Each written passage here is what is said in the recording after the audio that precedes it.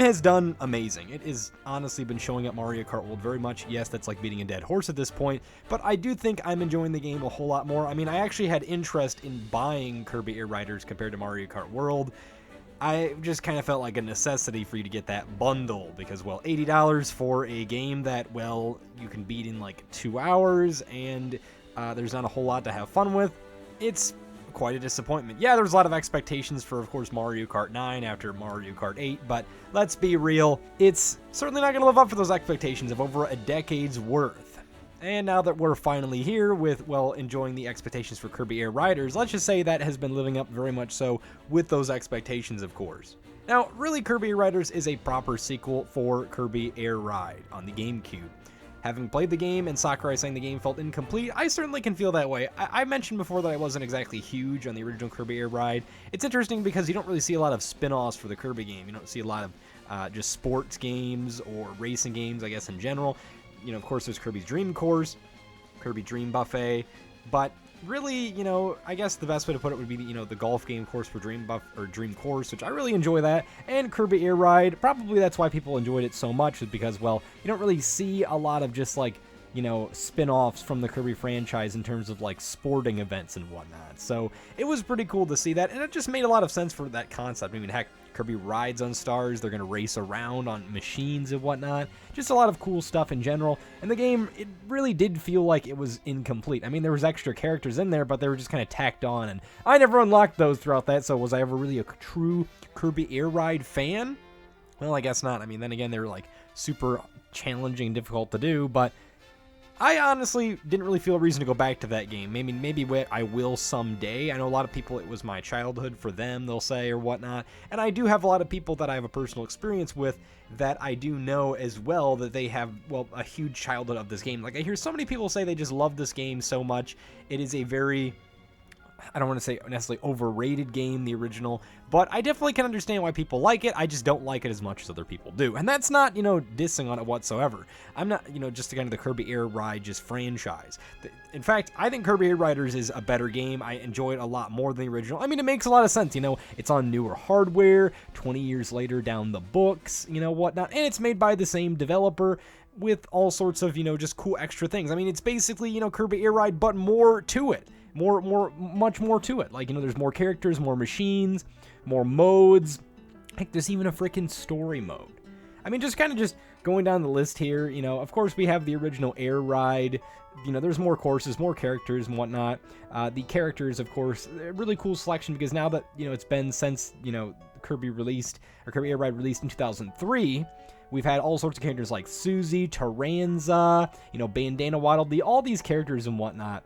We haven't really seen any representation, surprisingly, from Kirby and the Forgotten Land, so that kind of makes me think, though, that it's possible that this game was started, you know, before Kirby and the Forgotten Land was made. And I know there has been, you know, talks about the Switch 2, like it was supposed to come out a lot sooner, like it was delayed a couple of years, so Nintendo just kind of kept pushing the original Switch and whatnot, and that definitely makes sense, but I think the characters that are in here, you know, it's awesome. I am a huge fan of Rick, I'll be honest.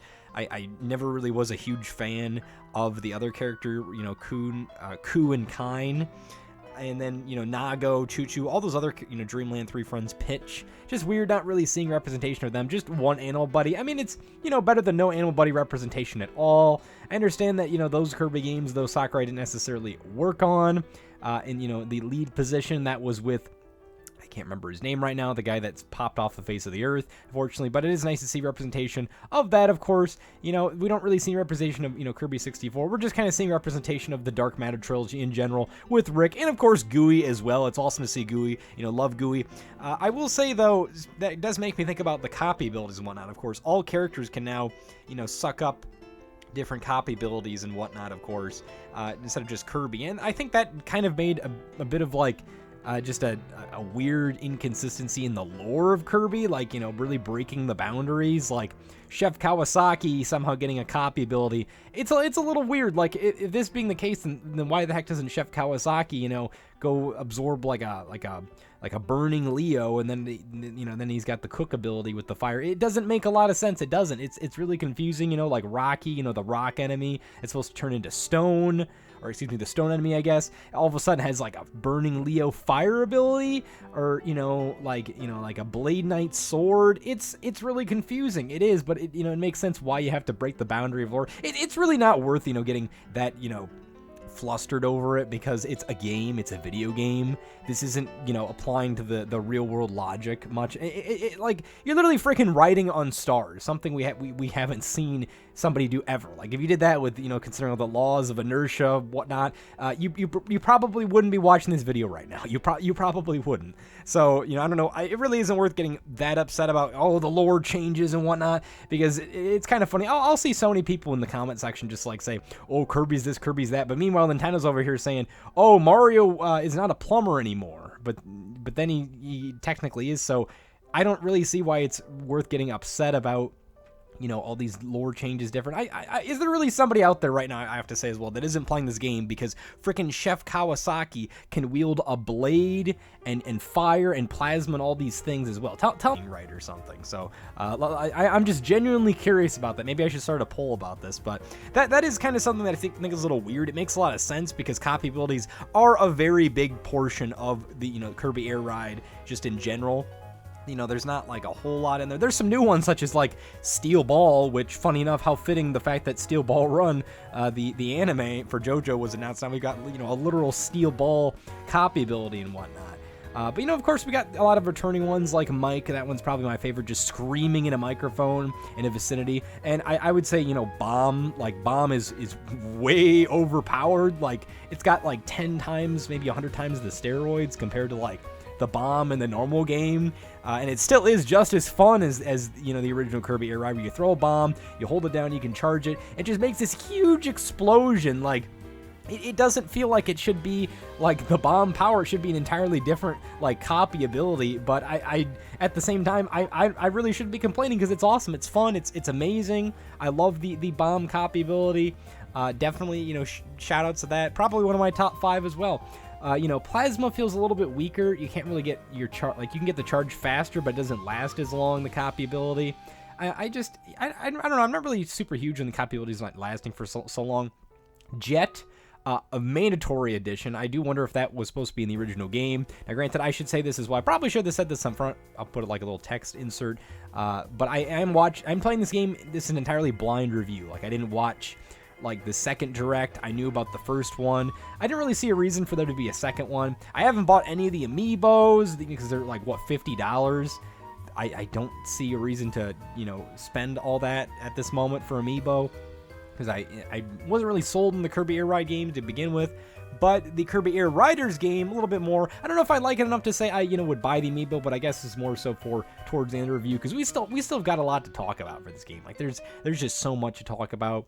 Like, there is also just like Top Ride is also back. It's kind of funny because now you can pick machines compared to the original, where it just had like, what was it, like the Free Star and the Tilt Star or something. There's only 2 vehicles or machines, excuse me. I got to make sure I'm keeping my continuity, because I know a lot of people tend to say vehicles instead of machines. There are machines in this Kirby Air Ride, but anyways, there's only 2 machines, the original, one that let you tilt in any direction, or one just let you tilt in 2 directions. I really preferred the one that can only let you tilt in 2 directions because, well, I don't know, turning freely, just, you think that would be better. It really wasn't, because you're on like a weird, over like top-down perspective.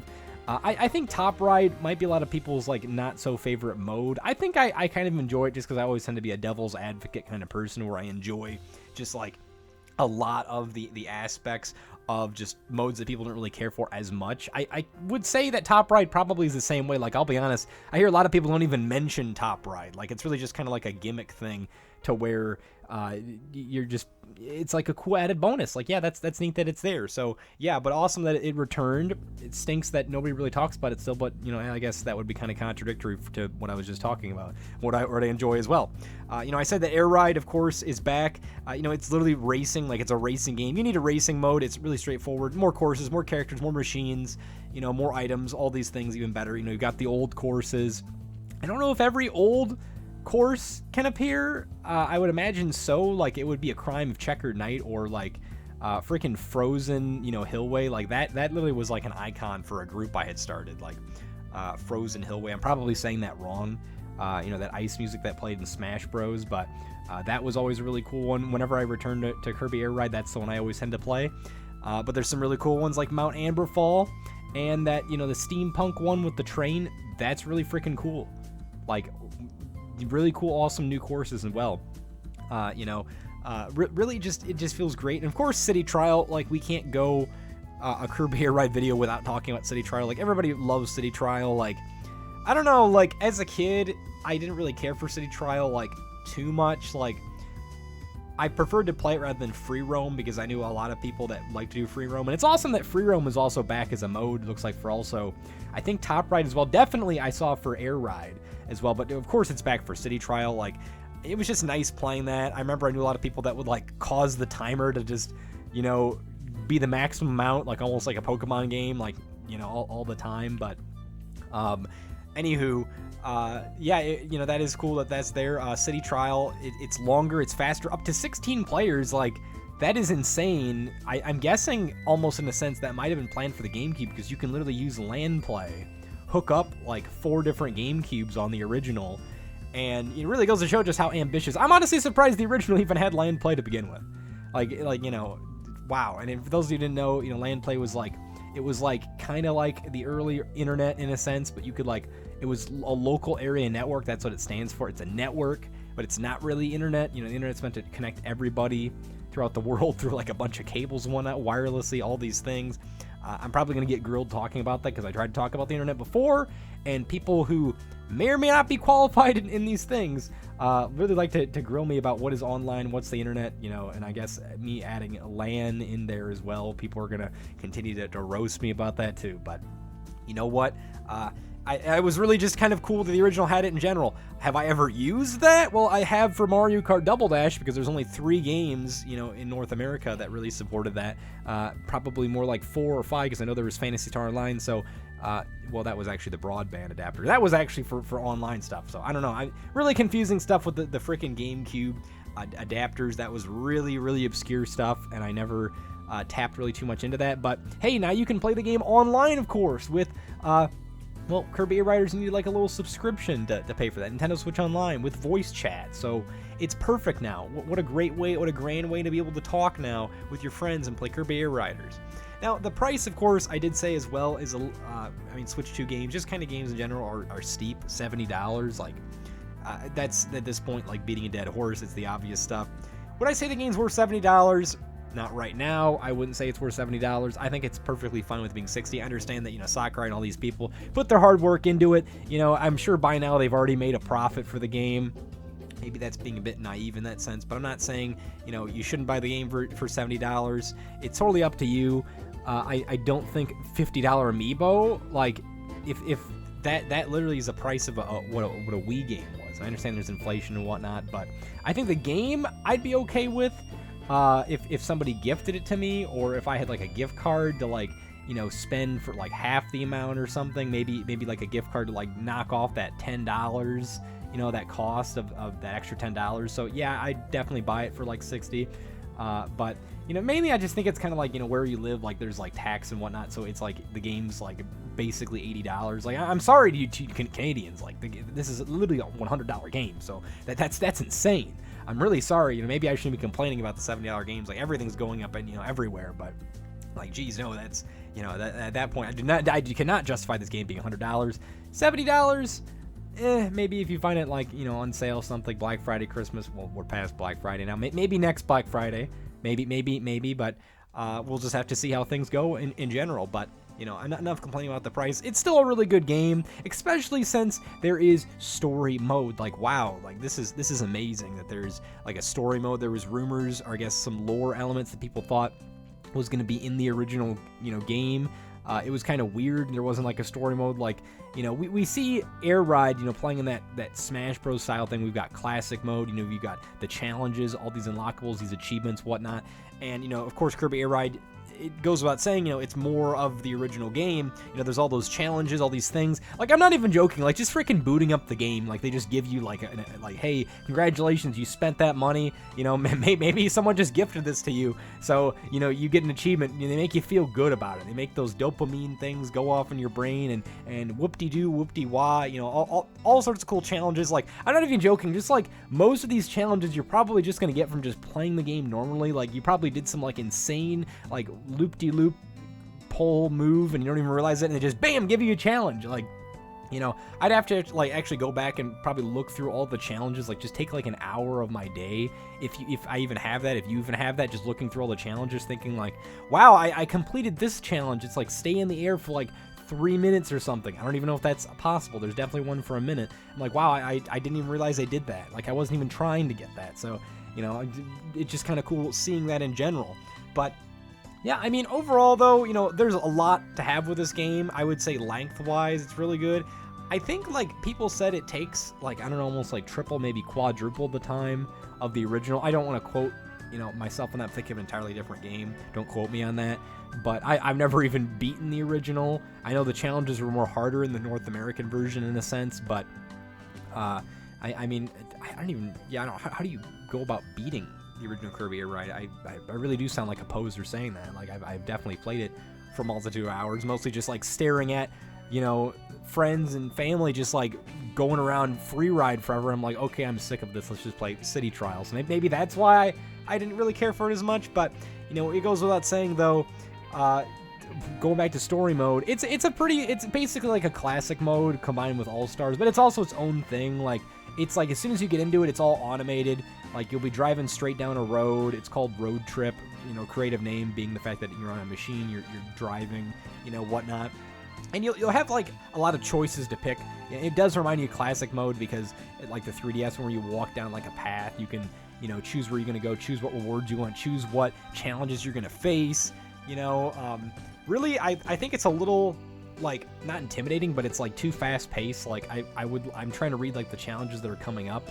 And I don't know if you can pause per se. I haven't tried this yet, but it's like, okay, I do want to do a drag race. Do I want to do like a time trial, whatnot? And you have to like think like, okay, what are all these? What do I want to do? And most of the time I just kind of pick what I think feels the best, like not the one that I think is like the easiest.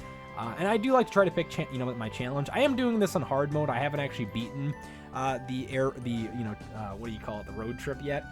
I do wonder if, like, based on what mode you play, there's probably, like, a super secret difficulty I haven't unlocked yet, but I wonder, like, what difficulty you play. That will determine if you get, like, maybe, like, a true ending or something. I hear there's, like, a character you can unlock, too, but I have played halfway through it. I had a lot of fun doing that.